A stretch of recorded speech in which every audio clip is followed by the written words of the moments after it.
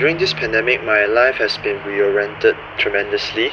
I feel a lot of fear when the pandemic just hit. This pandemic definitely came in a storm. It caught everyone off guard. So on top of it, there were like all these events and places that were off limits or had to be cancelled due to the pandemic. There's so many goals, so many dreams, so many visions that I want to achieve this year. It shifts my perspective that instead of wanting this and wanting that, I need to appreciate.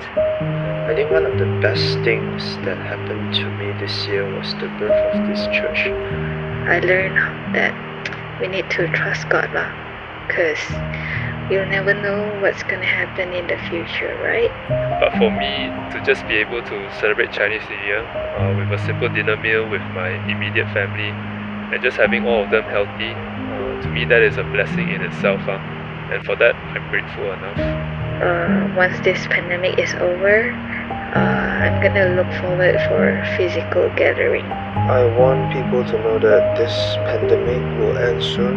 There's this saying where it says like in the darkest of nights, that's where light shines the brightest. So I think as a word of encouragement, I just want to encourage everyone that despite the hardships we're facing, hope is always available. I guess it is moments like this we will look back and remember how different it was. So I think 2021, this year's Chinese New Year will be one of the more memorable Chinese New Year for us because it's so different.